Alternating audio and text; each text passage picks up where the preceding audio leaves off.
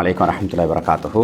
அல்ஹம்துலில்லாஹ் இன்னல் ஹம்தலில்லாஹ் நஹ்மதுஹு வ நஸ்தஈனுஹு வ நஸ்தக்ஃபிருஹு வ நஊது பில்லாஹ் மின் ஷுரூரி அன்ஃபுஸினா வ மின் ஸய்யிஆத்தி அஅமாலினா மை யஹ்திஹில்லாஹு ஃபலா முதில்ல லஹு வ மை யுضلل ஃபலா ஹாதிய லஹு வ அஷ்ஹது அல்லா இலாஹ இல்லல்லாஹு வஹ்தஹு லா ஷரீக லஹு வ அஷ்ஹது அன்ன முஹம்மதன் அப்துஹு வ ரசூலுஹு அம்மா பஅத். கண்ணியத்துக்குரிய எல்லாமுள்ள அல்லாஹ் நல்லடியார்களே, தாய்மார்களே, சகோதரிகளே, அன்புக்குரியவர்களே, அல்ஹம்துலில்லாஹ் அல்லாஹ்வுடைய உதவியினால் அல்லாஹ் எங்கள் மீது கொண்ட பேரன்பின் காரணமாக, இரக்கத்தின் காரணமாக நன்மைகள் பூத்து குலுங்கும் மாதம் ரமலானை அடைய செய்தான். அல்ஹம்துலில்லாஹ் ரமலானில் பகல் நேரத்திலும் இரவு நேரத்திலும் தொடராக அமல்களை செய்து நிறைய நன்மைகளை பெறக்கூடிய பாக்கியத்தை அல்லாஹ் நமக்கு வழங்கியிருக்கின்றான். எல்லா புகழும் அல்லாஹ் ஒருவனுக்கே. அந்த அடிப்படையில் இந்த ரமலானை பொறுத்தவரை ஒவ்வொரு மனிதனையும் பக்குவப்படுத்தக்கூடிய மாதம்தான் இந்த ரமலான் மாதம். அத்தனை தவறான செயல்பாடுகளிலிருந்தும் தன்னை பாதுகாத்து கொள்ளக்கூடிய அமைப்பைத்தான் அல்லாஹ்வுடைய தூதர் அவர்கள் எங்களுக்கு ஹதீஸின் ஊடாக முன்வைக்கின்றார்கள். அல்லாஹ்வுடைய தூதர் சொன்னார்கள், அஸ்ஸியாமு ஜுன்னான்டாங்க. நோன்பு என்பது ஒரு கேடயம்டாங்க. கேடயம்னு சொன்னால் உங்களுக்கு தெரியும், யுத்த காலத்தில், போர்க்களத்தில் பயங்கரமாக ஆக்ரோஷமாக சண்டை நடக்கிற நேரத்தில், எதிரி வாளால் வெட்டுற நேரத்தில் அந்த வாள் வெட்டு தன் மேலே படாமல் இருக்கிறதுக்கு அப்படியே பிடிக்கிறதான் கேடயம்.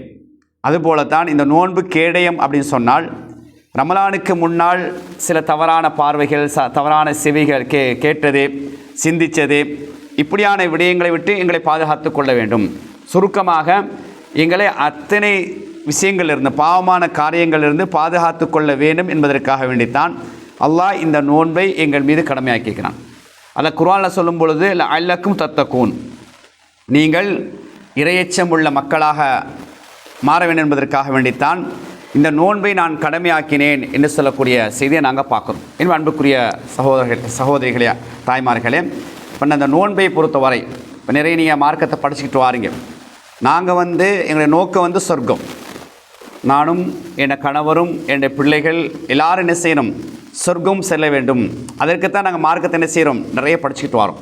எங்களுடைய நோக்கம் சொர்க்கம். அப்போ அந்த சொர்க்கம் என்று சொன்னால் அந்த சொர்க்கத்துக்கு போகிற நிறைய வழிகாட்டில் ரசூலுல்லாஹ் சொல்கிறாங்க.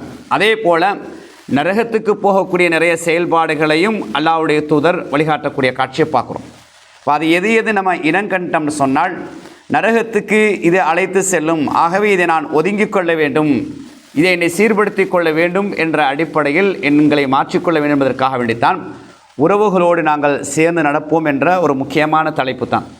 ஏன்னா இன்றைக்கி நாங்கள் நிறைய பார்க்குறோம், உறவுகளை பிரிந்து வாழக்கூடிய காட்சியை நாங்கள் பார்க்குறோம், பேசாமல் இருக்கக்கூடிய நிலையை நாங்கள் பார்க்குறோம். ஆக இதெல்லாம் நரகத்துக்கு இழுத்து செல்லக்கூடியது என்ற அடிப்படையில் தான் இந்த ரமலானில் எங்களை பக்குவப்படுத்த வேண்டும், எங்களை மாற்றிக்கொள்ள வேண்டும், எங்களை சீர்படுத்தி கொள்ள வேண்டும் என்ற அடிப்படையில் தான் இந்த தலைப்பை நாங்கள் தெரிவு செஞ்சுருக்கிறோம். கண்ணியத்துக்குரியவர்களே, பொதுவாக அல்லாஹ்வுடைய தூதர் சொல்கிறான், யார் உறவுகளை துண்டித்து நடக்கின்றாரோ அவர் சோனம் செல்ல மாட்டார். உறவுகளை யார் துண்டித்து நடக்கின்றாரோ அவர் எங்கே போக மாட்டார்? சொர்க்கம் போக மாட்டார். அப்படின்னா நரகம். என்றால் ஒரு சாதாரண விஷயம் போல் எங்களுக்கு தெரிஞ்சாலும், இந்த உறவுகள் சாதாரண விஷயமாக தெரிஞ்சாலும் அல்லாஹ்தாலா அதிகமாக அதை என்ன செய்கிறான்? சேர்ந்து நடங்கன்னு சொல்கிறான். அல்லாஹ் குர்ஆன் ஊடாக சொல்லும் பொழுது என்ன சொல்கிறான்டா, நீங்கள் உறவுகளோடு நல்ல முறை நடந்து கொள்ளுங்கள். யார் உறவுகளை துண்டித்து நடக்கின்றாரோ, உறவுகளை பிரிந்து நடக்கின்றாரோ அவருக்கு அல்லாஹ்வுடைய சாபம்ன்றான் அல்லாஹ் குர்ஆனில். உறவுகளை நீங்கள் வெறுத்து, உறவுகளை புறக்கணித்து துண்டித்து நடந்தால் உங்களுக்கு சாபம் என்ற செய்தி அல்லாஹ்தாலா குர்ஆன் ஊடாக சொல்லக்கூடிய செய்தியை நாங்கள் பார்க்குறோம். இப்போ இப்படி நிறைய எச்சரிக்கையை பார்க்குறோம். எந்த கட்டத்திலும், எந்த சந்தர்ப்பத்திலும் எந்த உறவுகளையும் நாங்கள் என்ன செய்ய இயலாது? பகைக்க இயலாது, அவங்கள விரோதமாக நாங்கள் பார்க்க இயலாது, பிரிஞ்சு வாழ இயலாது என்ற செய்தியை குர்ஆனும் ஹதீஸும் எங்களுக்கு நிறைய சொல்லக்கூடிய தகவலை நாங்கள் பார்க்குறோம். முதலாவது நீங்கள் கவனிங்க, அல்லாஹ்வுடைய தூதர் ஒரு ஹதீஸை சொல்கிறாங்க. என்ன ஹதீஸ்ன்னு சொன்னால், யார் உறவுகளோடு சேர்ந்து நடக்கின்றாரோ அவரை அல்லாஹ் என்ன செய்கிறான்டால் ரெண்டு விதமான நன்மையை கொடுக்கின்றான். முதலாவதாக மன் அஹப்ப ஐயுபுஸத லஹு ஃபி ரிஸ்கிஹி, யார் தனது ரிஸ்கில் அபிவிருத்தி அடைய வேண்டும், அதிகமாக ரிஸ்க் என கிடைக்க வேண்டும் என்று யார் ஆசைப்படுகின்றாரோ, அதே போல் யுன்ஸலஹு ஃபி அஸரிஹி, தனது வாழ்நாளில் பரக்கத் கிடைக்க வேண்டும் என்று யார் ஆசைப்படுகின்றாரோ ஃபல் எசில் ரஹ்மஹு, அவர் என்ன செய்யட்டும்? அந்த உறவுகளோடு சேர்ந்து நடக்கட்டும்னு சொல்கிறாங்க அல்லாஹ்வுடைய தூதரவர்கள். 2 விஷயத்தை சொல்கிறாங்க. எங்களுக்கு ரிஸ்கில் வந்து பரக்கத் கிடைக்கணும், அபிவிருத்தி கிடைக்கணும் அப்படின்னு சொன்னால் அப்போ நாங்கள் என்ன செய்யணுமா, உறவுகளோடு சேர்ந்து நடந்தீங்கன்னு சொன்னால் உங்களோட ரிஸ்கில் வந்து பரக்கத் கிடைக்கும். இந்த ரிஸ்க்குன்னு சொன்னால் உங்களுக்கு தெரியும், எனக்கு எது தேவையோ அதான் ரிஸ்க். எனக்கு கல்வி தேவை, எனக்கு செல்வம் தேவை, எனக்கு உணவு தேவை, எதன் பக்கம் நான் தேவையுடையனாக இருக்கின்றனோ அதுக்கு பேர் தான் ரிஸ்க். அப்போ பொதுவாக சில சொல்கிறாங்க, அப்போ உங்களுக்கு தேவையான அந்த ரிஸ்கில் வந்து அபிவிருத்தி கிடைக்கணும்னு சொன்னால் நீங்கள் என்ன செய்யுங்க, அதாவது உறவுகளோடு சேர்ந்து நடங்க. இது முதல் பகுதி. 2வது சொல்கிறாங்க, யார் வாழ்க்கையில் வாழ்நாளில் பரக்கத்து ஏற்படும் வேண்டும் என்று ஆசைப்படுகின்றாரோ அவரும் என்ன செய்யட்டும், உறவுகளோடு சேர்ந்து நடக்கட்டும். இப்போ நாங்கள் வாழும் பொழுது என்னுடைய உடல் ஆரோக்கியத்துக்காக வேண்டி இப்போ நாங்கள் அதானே வாழ்க்கையில் வந்து ஒரு ஆரோக்கியம் சொன்னால், வாழ்நாள் ஆரோக்கியம் சொன்னால், அதாவது அதில் ஒரு பரக்கத்துன்னு சொன்னால் உடல் ஆரோக்கியமாக இருக்கிறது. உடல் ஆரோக்கியமாக இருக்கிறதே எங்களுக்கு என்ன, வாழ்க்கையில் ஒரு பரக்கத்தொண்டு. அப்போ உடல் ஆரோக்கியமாக வாழ்நாள் பரக்கத்தாக இருக்கணும்னு சொன்னால் அல்லாஹ்வுடைய தூதர் சொல்கிறாங்க, நீங்கள் உறவுகளோடு சேர்ந்து நடங்கன்றாங்க. இந்த 2 முக்கியமான விஷயத்தை நாங்கள் கவனிக்கும் பொழுது இன்றைக்கி நிறைய நாங்கள் பார்க்குறோம். நிறைய பேர் வந்து உறவுகளை துண்டித்து நடக்கக்கூடிய காட்சியை பார்க்குறோம். பெரிய பெரிய விஷயங்கள் இருக்காது, சின்ன சின்ன விஷயங்களுக்காக வேண்டி பிரிஞ்சு வாழக்கூடிய காட்சியை பார்க்குறோம். அப்போ இதனுடைய விபரீதம் என்னன்னு நாங்கள் யோசிக்கணும். நான் பிரிஞ்சு வாழ்கிறேன், நான் அவங்களோட பேச மாட்டேன், அந்த வீட்டுக்கு நான் போக மாட்டேன், என்னை இப்படி பேசிட்டாங்க, என்னை இப்படி சொல்லிட்டாங்க, நான் போக மாட்டேன்னு நாங்கள் வைராக்கியமாக இருக்கிறோம். இந்த வைராக்கியத்தோட முடிவு என்ன? இந்த உலகத்தில் வாழ்ந்து வேலை இல்லை. ரசூலுல்லாஹ் தான் சொல்கிறாங்க, அல்லாஹ் தான் சொல்கிறான், நீங்கள் பேசாமல் இருந்து உங்களோட வைராக்கியம், நான் போக மாட்டேன் என்ற இந்த பிடிவாதம் இருக்குது இல்லையா, இது என்ன செய்யும் சொன்னால் இந்த உலகத்தில் அல்லாஹ் சொல்லிட்டான்னு சாபம், அல்லாஹ்வுடைய லஅனத். அது அவங்க வந்து வாழ்க்கையில் முன்னேற மாட்டாங்க. யார் உறவுகளை பிரிஞ்சு வெறுத்து ஒதுக்கி புறக்கணித்து நடக்கின்றாங்களோ அவனோட வாழ்க்கையில் பரக்கத்து இருக்காது. அதே போன்று மறுமையில் நீங்கள் எடுத்துக்கொள்ளுங்கன்னு சொன்னால் அது ஒரு இழிவான நரகத்துக்கு போக வேண்டிய கட்டம் வரும். அதனால தான் நபியங்க உற்சாகப்படுத்துகிறாங்க, நீங்கள் உறவுகளோட சேர்ந்து நடந்தீங்க என்றால், உறவுகளோட இணங்கி நீங்கள் போனீங்க என்றால் ஒன்று உங்களோட ரிஸ்கில் பரக்கத் கிடைக்கிது. அப்போ விட்டு கொடுக்கறது பொதுவாக நீங்கள் கவனிக்கணும். நம்ம வந்து அல்லாஹ்வுடைய தூதரை நேசிக்கிறோம், உயிரை விட மேலாக நாங்கள் அல்லாஹ்வுடைய தூதர் அவர்களை நேசிக்கிறோம். நாங்கள் எதை வச்சு யோசிக்கிறோம் என்றால், அல்லாஹ்வுடைய தூதர்களுக்கு நடக்காத கஷ்டங்களா, பிரச்சனைகளா, நெருக்கடிகளா, அவர்கள் எதிரிகள் ஊடாக அல்லது உள்ளே இருக்கக்கூடியவர்கள் மூலமாக, முனாஃபிக் மூலமாக படாத கஷ்டங்களா நிறைய அனுபவித்தாங்க. ஆனால் அல்லாஹ் குர்ஆனில் பேசும்போது என்ன சொல்லுவான்டா, நபியை அதை நீங்கள் பொருட்படுத்தாதீங்கன்றான், நீங்கள் விட்டுருங்கன்றான். எந்த விஷயத்தை நீங்கள் பெருசாக பொருட்படுத்தாதீங்க, அதை நீங்கள் விட்டுருங்க. ஏன்னா ஒரு விஷயத்தை பொறுத்தவரை வந்து அதை நாங்கள் மனசுக்குள்ளே போட்டால் தான் அதை என்ன செய்யணும், பூகமாக வெடிக்கும். ஒருத்தர் வந்து ஒரு வார்த்தையை எனக்கு பேசுகிறார் என்றால், அந்த வார்த்தையை என்னை இப்படி இவர் பேசிட்டார், இவர் பேசிட்டாரு, நான் அப்படியே அடிக்கடி வருஷக்கணக்காக பேசிகிட்டே இருந்தேன்டா அது மனசில் அது ஒரு நோயாக மாறிடும், அது மனநோயாக மாறிடும். இப்போ பேசினாரா, அதை இந்த காலை கேட்டு இந்த காலை விட்டுட்டேன்டா உள்ளம் சீராக இருக்கும், ஃப்ரீயாக இருக்கும். இல்லாட்டி தூங்குகிற நேரத்துலேயும் அதுதான் வரும். இப்போ நிறைய பேருக்கு பிரச்சனை அதுதான். ஒரு விஷயத்தை என்ன செய்கிறது, இனி அவங்க அப்படி பேசிட்டாங்க, வாரவங்க போகிறவங்கட்டெல்லாம் சொல்லிகிட்டு இருக்கிறது. வாரக்கணக்கில், மாதக்கணக்கில், வருஷக்கணக்கிலையும் சொல்லிகிட்டு இருப்பாங்க, என்னைய வந்து அவங்க இப்படி பேசினாங்க, என்னை வந்து இப்படி சொல்லிட்டாங்க, இப்படி சொல்லிட்டாங்கன்ட்டு. பொதுவாக அந்த உளவியல் ஒரு விஷயத்தை சொல்லுவாங்க. என்னென்றால் ஒரு விஷயத்தை அன்றைக்கு நீங்கள் மறந்துட்டீங்கன்னா உங்கள் வாழ்க்கை சுபிட்சமாக இருக்கும். அதான் இஸ்லாம் சொல்லுது. எதையும் நாங்கள் தூக்கி பிடிச்சோன்னு சொன்னால், எதையும் நாங்கள் பாரமாக எடுத்துக்கொண்டோன்னு சொன்னால் அது எங்களை அழிச்சிடும், எங்களை நிம்மதியாக வாழ விட. பாருங்கள், நிறைய பேர் பாருங்கள், அப்படி ஆனவங்களுக்கு டக்குன்னு தூக்கம் வராது. ஏன்னா அந்த சிந்தனையிலேயே தூக்கம் அப்படியே போயிட்டே இருக்கும், தூக்கம் வராது, பரண்டு படுத்துக்கிட்டே இருப்பாங்க. அப்போ உள்ளம் அமைதியாக நிம்மதியாக நேரத்துக்கு தூங்கணும், நேரத்துக்கு எல்லாம் செய்யணும்னு சொன்னால் எதையுமே பெருசுப்படுத்தக்கூடாது. சஹாபாக்கள் நீங்கள் பாருங்கள், சஹாபி பெண்மணிகளை பாருங்கள், அவருடைய வாழ்க்கை ஒரு வித்தியாசமான வாழ்க்கை. எதையும் பெருசுப்படுத்த மாட்டாங்க, எதையுமே கணக்கெடுக்கவும் மாட்டாங்க. உதாரணமாக வந்து உங்களுக்கு தெரியும், அபூபக்கர் சித்திக் ரலியல்லாஹு தஆலா அன்ஹு, அவங்களுடைய மகள் ஆயிஷா ரலியல்லாஹு தஆலா அன்ஹா, அவங்க மேலே வந்து முனாஃபிக்குங்களை இட்டு கட்டுறாங்க, தவறாக இட்டு கட்டுறாங்க. அப்படி இட்டு கட்டக்கூடிய நேரத்தில் வந்து அதில் குறிப்பாக 4 முஸ்லீம்களும் என்ன செய்கிறாங்க, அதுக்கு சார்பாக பேசினாங்க. அதில் ஒருத்தர் தான் மிஸ்தாஹ் ரலியல்லாஹு தஆலா அன்ஹு, அபூபக்கருடைய ரொம்ப நெருங்கிய உறவுக்காரர். அப்போ என்ன நடந்துச்சு, அவருக்கு வந்து அபூபக்கர் சித்திக் ரலியல்லாஹு தான் நிறைய உதவி செய்வாங்க. அப்போ அவர் யோசிக்கிறார், அபூபக்கர் யோசிக்கிறார், என்னடா என்கிட்ட உதவி வாங்கிட்டே, என்னிடத்துல உதவி வாங்கிட்டே, அது என்ன சொந்தம், எனக்கு எதிராக என் மகளுக்கு எதிராக இப்படி பேசிட்டாரே, வல்லாஹி அல்லாஹ் மீது சத்தியமாக இதுக்கு மேலே மிஸ்தகுக்கு நான் உதவி செய்ய மாட்டேன் என்று சொல்லக்கூடிய செய்தியை வந்து நாங்கள் பார்க்குறோம். அப்போ அல்லாஹ் குர்ஆன் வசனத்தை இறக்குறான். சூரத்து நூர் 24வது அத்தியாயத்தில் அல்லாஹ் இறக்குறான் வந்து, அல்லாஹ்வுடைய பொருத்தம் உங்களுக்கு தேவையில்லையா? அந்த வார்த்தையை நீங்கள் பொருட்படுத்தாதீங்க, மன்னிச்சிருங்க அப்படின்றான். இந்த வார்த்தையை நீங்கள் கவனிங்க. அந்த சொன்ன வார்த்தை ஒரு கடுமையான வார்த்தை, முனாஃபிக்குங்கள். அதுக்கு சார்பாகத்தான் மிஸ்தர் என்ன செஞ்சார், பேசினார். பிறகு அல்ல மன்னிச்சுட்டான், அது வேறு விஷயம். அப்போ அந்த வார்த்தையுடைய அந்த அந்த கஷ்டமான இது வந்து அபூபக்கருக்கு அப்படி என்ன செய்ய சுற்றுச்சு. அந்த தாக்கம் பெரிய ஒரு தாக்கமாக இருக்குது. இப்படி சொல்லிட்டார் என் மகள் மேலே. பொதுவாக யார் எந்த தந்தையாக இருந்தாலும் எந்த தாயாக இருந்தாலும் கொதிச்சு எறும்புவாங்க தான்.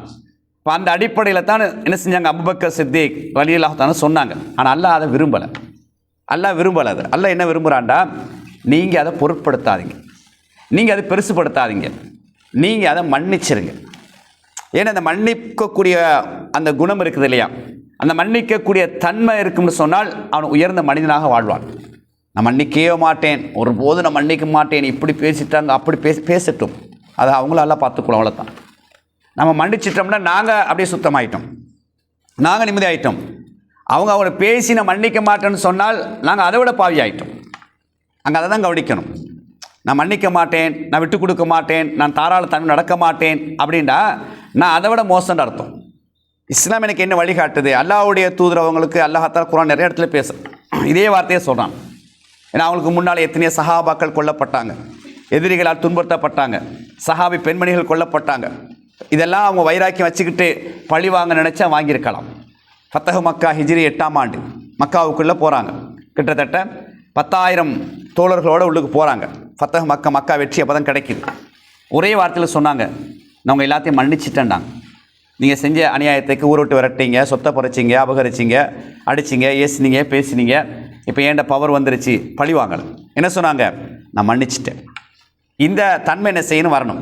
அப்போ தான் இந்த நோன்பை பொறுத்தவரை அல்லாஹ் ஏன் எங்களுக்கு நோன்பு தந்தானே சும்மா பட்னியாக இருந்து தாகத்திருந்து சும்மா போகிறதுக்கு இல்லை, எங்களை பக்குவமடைய வைக்கிறதுக்காக வேண்டி. நாங்கள் ஒரு நல்ல ஒரு மனிதனாக மாற வேண்டும், உயர்ந்த மனிதனாக மாற வேண்டும், அல்லாஹ்வுக்கு நெருக்கமான அல்லாஹ்வுக்கு விருப்பமான ஒரு அடியானாக மாற வேண்டும் என்பதற்காக வேண்டி தான் நோன்பு தந்திருக்கிறோம். இந்த நோன்பின் ஊடாக நாங்கள் பயிற்சி எடுக்கணும். இந்த ஒரு மாத காலம் பயிற்சி என்ன பயிற்சி என்றால், என்னென்ன விஷயத்தை நாங்கள் உள்வாங்குகிறோமோ, பகல் நேரத்தில் இரவு நேரத்தில் நல்ல விஷயங்கள் அடிப்படையில் எதையெல்லாம் உள்வாங்குகிறோமோ அதையெல்லாம் என்ன செய்யணும், ஏனைய 11 மாதங்களில் வாழ்க்கையில் நடைமுறைப்படுத்தக்கூடிய அம்சத்தை அமைச்சுக்கொள்ளணும். அதான் நோன்பு விரும்புது, அதான் அல்லாஹ் விரும்புகிறான். அல்லாஹ்வுடைய தொடர்ந்து சொல்கிறான் பாருங்கள். அதாவது அர் ரஹ்மு முஅல்லகத்தும் பில் அர்ஷ், இந்த உறவு என்று சொல்லக்கூடிய இந்த அர் ரஹம் என்று சொல்லக்கூடிய இந்த உறவு வந்து அல்லாஹ்வுடைய அரிஷில் தொங்கிக்கிட்டு இருக்குதான். தகூல் அது சொல்லும், மன் வசலனி வசலஹுல்லா, யார் என்னை சேர்ந்து நடக்கின்றாரோ அவரை நான் சேர்த்துக்கொள்வேன், அல்லாஹ் அவரை சேர்த்துக்கொள்வான். வமன் கத்தானி, யார் என்னை துண்டித்து நடக்கின்றாரோ கத்தாஹுல்லா, அவரை அல்லாஹ் துண்டித்து நடப்பான் என்று சொல்லக்கூடிய செய்தியை நாங்கள் பார்க்குறோம். அல்லாஹ்வுடைய அரிசில் அந்த ரஹம்னு சொல்லக்கூடிய இந்த உறவு தொங்கிட்டு இருக்கிறான். தொங்கிட்டு துவா கேட்குமாம். எப்படி கேட்குமாம்? யார் என்னை சேர்ந்து நடந்தாரோ அவரை அல்லாஹ் சேர்த்து கொள்வானாக, யார் என்னை துண்டித்து நடந்தாரோ அவரை விட்டும் அல்லாஹ் தூரமாவனாக. அது அல்லாஹ்வுடைய அருள் கிடைக்காது. இப்போ பாருங்கள், இப்போ அல்லாஹ்வுடைய அரிசில் அல்லாஹ் என்ன செஞ்சுக்கிறான், அந்த ரஹம் என்று சொல்லக்கூடிய அந்த உறவை அப்படி தொங்க வச்சிட்டு இருக்கிறான். இதில் ஒரு நாங்கள் லேசாக நடிச்சிட்டு இருக்கிறோம். இன்றைக்கி நீங்கள் நிறைய பாருங்கள், தாத்தாவோட பேசுறதில்லை, நானாவோட பேசுறதில்லை, தங்கச்சியோட பேசுறதில்ல, மாமா மச்சான் சாச்சா பெரியம்மா, இப்படி நிறைய பிரச்சனையை பார்க்குறோம். உச்சக்கட்டமாக மாமி மருமகள் பிரச்சனை நிறைய நாங்கள் பார்க்குறோம். மாமியார் கொடுமை அல்லது மருமகள் கூட ஏதோ அப்படியே போய்க்கே இருக்குது. ஆனால் சின்ன பிரச்சனையாக தான் இருக்கும். நீங்கள் கூட்டி கழிச்சு பார்த்தீங்கன்னா ஒரு சின்ன பிரச்சனையாக தான் இருக்கும், பெரிய பிரச்சனையாக இருக்காது. அதை தாங்கிக் கொள்ளக்கூடிய சக்தி எங்களுக்கு இல்லாத பிரச்சனையை. அதனால தான் நபியவங்க சொல்கிறாங்க, இந்த மார்க்கத்தை நிறைய படிங்க. குறிப்பாக வந்து பெண்களுக்கு மார்க்க விஷயத்தை நிறைய நபியவங்க ஏன் சொல்கிறாங்க, நீங்கள் மார்க்கத்தை படிக்க என்ன சொன்னாங்க, யாருக்கு 2 பெண் பிள்ளைகள் இருந்து அவங்க வந்து பருவ வயது வருகின்ற வரை மார்க்கத்துடைய விளிம்பில் வளர்த்தெடுக்கப்படுகின்றார்களோ அந்த பெற்றோர்கள் சொர்க்கம்டாங்க. பொம்பளை பிள்ளைனாலே பரக்கத்தான். அல்ல குர்ஆனே சொல்ல பஷாரத்துன்றான். அவள் சொர்க்கத்தை எல்லாம் கையில் தாரான். அந்த சொர்க்கத்தை நம்ம சரியாக வழி நடத்தணும். அப்போ அது நபியவங்க சொல்கிறாங்க, பருவ வயது வருகின்ற வரை மார்க்கத்தை கொடுத்துக்கிட்டே இருங்க. ஏன்னா மார்க்கம்தான் அவங்கள வந்து மௌத்து வரைக்கும் வழிகாட்டும், நல்ல நிலைமையை கொண்டு போகும். மார்க்கம் இருந்தால் திருமணம் முடித்ததுக்கு அப்புறம் என்ன செய்வாங்க, ஒரு நல்ல ஒரு வாழ்க்கை, சுபீட்சமான வாழ்க்கை வாழக்கூடிய ஒரு நிலை உருவாகும். அப்போ இந்த பெற்றோர் அதற்கான வழியை காட்டணும். அப்போ அந்த பிள்ளைகளும் சொர்க்கம் போவாங்க. அந்த பிள்ளைகள் படித்த மார்க்கத்தின் ஊடாக பெற்றோர்களுக்கும் சொர்க்கம். அப்போ அந்த குடும்பம் சொர்க்கம் போகிறதுக்கான ஒரு அடிப்படை என்னது, பொம்பளை பிள்ளைகள். அப்போ நிறைய மார்க்கத்தை படிக்கும்போது அப்போ அவங்களுக்கு ஒரு அண்டர்ஸ்டாண்ட் ஒன்று வரும். அதான் நபியவங்க சொல்கிறாங்க, கல்யாணத்தை பற்றி பேசும்போது துன்கஹல் மரவத்தலி அர்பாயின், ஒரு பெண் வந்து 4 விடயங்களுக்காக வேண்டி திருமணம் முடிக்கப்படுகின்றாள். மாளிகா, அவளுடைய ஜமாலிகா, அவளுடைய ஹசபிகா, அவளுடைய தீனிகா, அவளுடைய அழகுக்காக வேண்டி, அவருடைய செல்வத்திற்காக வேண்டி, அவளுடைய அதாவது பரம்பரைக்காக வேண்டி, அவருடைய மார்க்கத்திற்காக வேண்டி. நாளையும் சொல்லிட்டு சொன்னாங்க, ஃபல்ஃபபிதாத்தி தீன், மார்க்கமுள்ள பெண்ணை தெரிவு செய்து கொள் தரிபத்து எதாக, உன்னோட வாழ்க்கை சந்தோஷமாக இருக்குன்னு சொன்னாங்க. இந்த மார்க்கம்தான். இன்றைக்கு ஒரு சாரார் செல்வத்தை தேடுவாங்க. அந்த செல்வமுள்ள குடும்பத்தில் நம்ம சம்பந்தம் வச்சு நம்ம மகனும் பெருசாக நல்லா சந்தோஷமாக வாழ்வார்ண்டு. சில ஆளுக்கு அழகை பார்ப்பாங்க, சன்னச்சக்கச்சிவேன்னு இருக்கணும், நல்லா பளிச்சுன்னு இருக்கணும், அப்படி இருக்கணும், இப்படி இருக்கணும், அப்படி தேடுவாங்க ஒரு பார்ட்டி. இன்னொரு பார்ட்டி என்ன செய்வாங்க, ஊரில் பேசப்படுறாரா அவரோட சம்பந்தம் வச்சண்டா எங்களோட குடும்பம் பேசப்படும், அப்படி போவாங்க. ஆனால் மார்க்கத்தை தேடுறது மிக மிக குறைவு. அந்த பிள்ளை தொழுவுதா, குரான் ஓதுதா, ஒழுக்கம் எப்படி இருக்குது, பண்பு எப்படி இருக்குது, எப்படி குணமான பிள்ளையா, நல்லம்மா, மார்க்க ரீதியாக என்ன எப்படி இருக்குது, மார்க்கத்தை படிச்சுட்டு வர பிள்ளையா, இப்படி தான் நாங்கள் பார்க்கணும். ஏன்னு சொன்னால் ஃபல்ஃபபிதாத்தி தீன், நீ மார்க்கமுள்ள பெண்ணை தெரிவு செஞ்சால் உனது வாழ்க்கை சந்தோஷமாக இருக்கும். ஏன்னா மார்க்கம் இருந்தால் இப்போ அடுத்த கட்டமாக என்ன வாழ்க்கை, கணவனோட வாழும் பொழுது நான் கணவனுக்கு என்னென்ன பணிவிடை செய்ய வேண்டும், கணவனுக்கு நான் என்னென்ன வேலைகள் செய்யணும், அதனோட சொர்க்கம் கிடைக்கும். அதுக்கு அடுத்தது தாய்மை அடைந்து குழந்தையை பெற்றெடுத்தால் அந்த குழந்தையை வளர்க்கக்கூடிய பொறுப்பு அதிகமான பகுதி தாயை தான் சார்ந்தது. ஆண்களை பொறுத்தவரை காலையில் விட்டு வெளியே போனால் மாலையில் வருவாங்க, கொஞ்சம் வெளியேண்டா ஒரு கிழமை கழிச்சு வருவாங்க, வெளிநாடுனா வருஷக்கணக்காச்சு. அப்போ யார் முழு பொறுப்பு, தாய் தான் பொறுப்பு. பானையில் இருந்தால் தான் அகப்பையில் வரும். இப்போ தாயிட்ட மார்க்கம் இருந்தால் தான் வளர்ந்து வரக்கூடிய பிள்ளைகளுக்கு மார்க்கத்தை சொல்லி சொல்லி வளர்ப்பாங்க. இப்படித்தான் சாப்பிடணும், சிந்தக்கூடாது, முன்னுக்கு எடுத்து சாப்பிடணும், பிஸ்மி சொல்லி சாப்பிடணும், வலது காலில் செருப்பை போடணும், அதே போல் சட்டையை போடும்போது பிஸ்மி சொல்லி போடணும், வலதால போடணும். இதெல்லாம் இந்த பயிற்சி வளர வளர சொல்லி கொடுத்துட்டே வருவாங்க. அப்போ அந்த பிள்ளையை படிச்சுக்கிட்டே வரும். அப்போ ஒரு இளம் பருவத்தில் வர நேரத்தில், அந்த கட்டத்தில் வர நேரத்தில் மாஷா அல்லாஹ் ஒழுக்க ரீதியான நல்ல பண்பாடு ரீதியான பிள்ளையாக வளரும். அப்போ இதுக்கு அடிப்படை என்ன, மார்க்கம் இருக்கணும். அதான் நபியவங்க அந்த மார்க்கத்துக்கு அதிகமாக முக்கியத்துவம் கொடுத்தாங்க. அடுத்த கட்டம் மாமி மாமா, அந்த ஒரு புதிய குடும்பம். சில நேரம் சொல்லுவாங்க, ஒரு உதாரணத்துக்கு சொல்லுவாங்க வந்து ஒரு ஊருடைய பேச்சு ஏச்சியாக இருக்குன்னு சொல்லுவாங்க. சில பேச்சுக்கள் வந்து ஒரு வித்தியாசமாக இருக்கும். சில நேரம் புதிய இடத்துக்கு வந்துக்கிறனால மாமி பேசுகிறது வித்தியாசமாக இருக்கும், மாமா பேசுகிறது வித்தியாசமாக இருக்கும். ஏன்னா இவ்வளோ காலம் பாப்பாவோட உமாவோட நானாவோட சகஜமாக விளையாண்டுருந்த புள்ள வந்து இன்னொரு வீட்டுக்கு போகிற நேரத்தில் வித்தியாசமாக இருக்கும். இனி ஏசுகிறாங்களோ பேசுகிறாங்களோ, இனி இப்படி சொல்கிறாங்களோ நினைக்கிறாங்களோ என்ற ஒரு நிலை வந்துடும். அப்போ மார்க்கம் இருந்தால் மாமாவை என் வாப்பா போல தானே, மாமி என் உமா போல, இப்படித்தான் என்ன செய்யும் நிலை வரும். இதுக்குத்தான் நபிங்க சொல்கிறாங்க, பெண்களுக்கு குறிப்பாக வளர்ந்து வரக்கூடிய பிள்ளைகளுக்கு நிறைய மார்க்கத்தை என்ன செய்ய படித்து கொடுங்கன்னு சொல்லக்கூடிய செய்தியை நாங்கள் பார்க்குறோம். அப்போ இதெல்லாம் இருந்துச்சுன்னு சொன்னால் ஒரு அண்டர்ஸ்டாண்ட் வரும். எப்படி, எதையும் நான் பொருட்படுத்த மாட்டேன், என்ன சொன்னாலும் பொருட்படுத்த மாட்டேன். அவங்க சொன்னால் சொல்லிட்டு போகிறாங்க, அவங்க நாங்கள் நல்ல விஷயம் சொல்லி பார்ப்போம், கேட்கலையா விட்டுருவோம். இப்படி அந்த பிள்ளைகளை வளர்க்கக்கூடிய ஒரு நிலை உருவாகணும். ஒரு சின்ன விஷயம் சொன்ன உடனே அடுத்த கோல் வந்துடும், அம்மா என்னை மாமி இப்படி பேசிட்டாங்க, அம்மா என்னை மைனி இப்படி பேசிட்டாங்க, மச்சி இப்படி பேசிட்டாங்க, அப்படி வருது. இதுதான் குடும்பத்துக்கே பிரச்சனை. இதெல்லாம் நம்ம பிள்ளைகளுக்கு அழகாக சொல்லி வளர்க்கணும். போகிற வீட்டில் இப்படி நடக்குதுன்னு சொன்னால் என்ன செய்யணும், எங்களுக்கெல்லாம் கோல் பண்ணக்கூடாது. பாரதூரமான விஷயம்னா வேறு விஷயம். சின்ன இங்கிட்டு பார்த்தாங்க அங்கிட்டு பார்த்தாங்க, இப்படி சொன்னாங்க அப்படி சொன்னாங்க, உப்பு போதாதுன்னு சொன்னாங்க, பொடி போதாதுன்னு சொன்னாங்க, இதுக்கெல்லாம் கோல் பண்ணிக்கிட்டு இருந்தால் கடைசியில் ஓ நீ அப்பன்னு விடாது, நீ நல்லா கேளு அப்படின்ட்டு இங்கே உமாட்டிருந்து போகும். கடைசியில் யாருடைய வாழ்க்கை பாதிக்க போகுது, மகளுடைய வாழ்க்கை பாதிக்கும். பாதித்த பிறகு தான் யோசிப்பாங்க. கடைசியில் வீட்டுக்கு வந்து ஒருத்தர் ஏசிட்டு இருக்கிறது, அதுக்கு தான் சொன்னேன் இப்படி தான் சொன்னேன்னு மகளை போட்டு ஏசிட்டு இருக்கிறது. இஸ்லாம் என்ன வழிகாட்டுதுன்னு சொன்னால், மார்க்கத்தை கொடுத்து நீங்கள் வளர்க்கும் பொழுது அது எப்படியே நல்ல ஒரு நிலைமைக்கு வந்துடுவாங்க. அப்போ என்ன பேசினாலும் சரி ஏசினாலும் சரி, அதை நம்ம எப்படி அனுசரித்து போகணும், எப்படி விட்டு கொடுத்து போகணும், எப்படி அழகான முறையில் போகணும் என்ற ஒரு நிலை வரும். ஏன் இதை நான் சொல்கிறேன்றால், அந்த ஒரு விரிசல் ஏற்படக்கூடிய நேரத்தில், அந்த பிளவுகள் ஏற்படக்கூடிய நேரத்தில் சொர்க்கம் கிடைக்காது. அதுதான் எங்களுக்கு டாக்கட்டாக இருக்கணும். நான் இப்படி பேசாமல் இருந்தேன்றால், பிரிஞ்சு இருந்தேன்னு சொன்னால், பிளவுபடுத்துவேன்னு சொன்னால் என்ன நடக்கும், எனக்கு வந்து சொர்க்கம் கிடைக்காது, என்ன நரகத்துக்கு போயிடுவேன் என்ற ஒரு பயத்தோடு தான் என்ன செய்யணும், இந்த உலகத்தில் வாழக்கூடிய அமைப்பை ஏற்படுத்தும். அப்போ இந்த உறவுகளோடு சேர்ந்து நடக்கணும். அல்லாஹ்வுடைய தூதர்கிட்ட வந்து ஒரு நபித்தோழர் கேட்குறார், அல்லாஹ்வுடைய தூதர்கள் யாரை சொல்லலாம், நான் வந்து என் உறவுகளோடு நெருங்கி பழகிறேன், நல்லா நெருக்கமாக இருக்கிறேன், மேலதிகமாக உதவியும் செய்கிறேன், என்னென்ன தேவை அதெல்லாம் கொடுக்குறேன். ஆனால் அவர்கள் என்னை வந்து வெட்டி நடக்கிறாங்க, என்னை வந்து ஒதுக்கி நடக்கிறாங்க. இப்போ நான் என்ன செய்கிறதுன்னு கேட்குறார். நல்ல ஒரு விஷயத்தை கேட்குறார், முறைப்பாடு செய்கிறார்.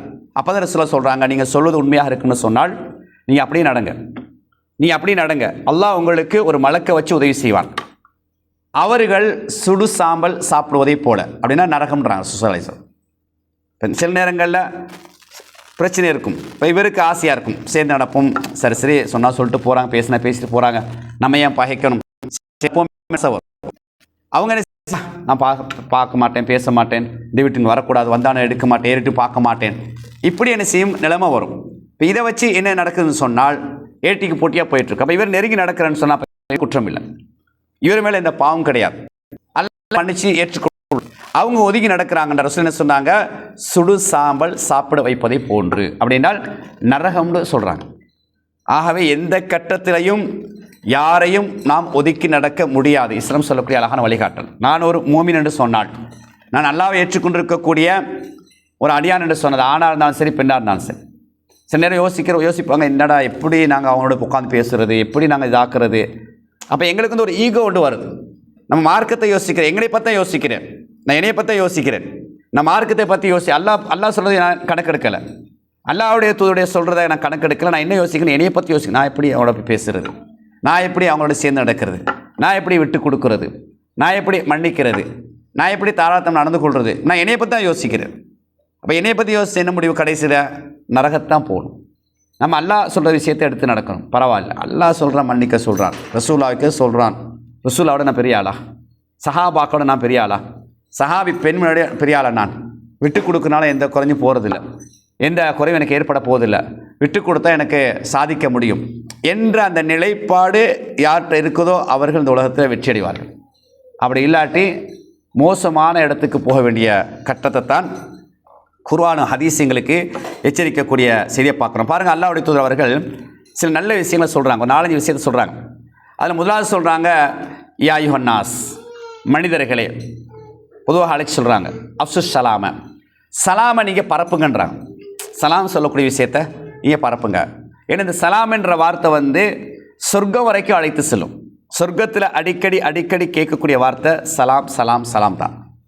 அல்லாஹ்வுடைய தூதர் குர்ஆன்ல அல்லாஹ் சொல்கிறான், அல்லாஹ்வுடைய தூதர் சொல்கிறாங்க இந்த சலாம்ன்ற வார்த்தை. அப்போ இந்த அஸ்ஸலாமு அலைக்கும் வரஹ்மத்துல்லாஹி வபரகாத்துன்னு சொன்னால் 30 நன்மை வரை கிடைக்கும். அவருடைய பொருள் என்ன? அஸ்ஸலாமு அலைக்கும், உங்கள் மீது அமைதி உண்டாகட்டும், வரஹ்மத்துல்லாஹி, அல்லாஹ்வுடைய ரஹ்மத் கிடைக்கட்டும், பரக்காத்துஹு, அல்லாஹ்வுடைய பரக்கத் கிடைக்கட்டும். எவ்வளோ அழகான ஒரு துவா கேட்குறோம். ஒரு ஆளை பார்த்து நம்ம சர்வசாதாரணமாக நினைக்கிறோம், அதோடைய பொருளை பார்த்தோன்னா நல்லா வெயிட்டான ஒரு பொருள் உண்டு. அதனால தாங்க அடிக்கடி ஆட்களுக்கு சொல்லி காட்டுறோம், வீடுகளுக்கு போகும்போது சலாம் சொல்லிட்டு போங்க. அது இஸ்லாம் சொல்லித்தரக்கூடிய ஒரு வழிகாட்டல். நீங்கள் வீட்டுக்கு போகிறீங்களா, உங்கள் வீடு தான், கதவை திறக்கும் போது பிஸ்மில்லா சொல்லி என்ன செய்யுங்க, அஸ்ஸலாமு அலைக்கும் வரஹ்மத்துல்லாஹி பரக்காத்து. ஆண்களுக்கு சொல்லுவோம், உங்களோட மனைவிக்கு நீங்கள் துவா கேட்குறீங்க, அல்லாஹ் உங்கள் மீது சாந்திய அமைதியை உண்டாக்கட்டும், அல்லாஹ் உங்களுக்கு பரக்கத் செய்யட்டும், அல்லாஹ் உங்களுக்கு அருள் பாலிக்கட்டும். அப்போ உங்கள் மனைவி என்ன செய்வாங்க, வலைக்கும் அஸ்ஸலாம் வரஹ்மத்துல்லாஹி பரக்காத்துன்னு உங்களுக்கு துவா கேட்பாங்க.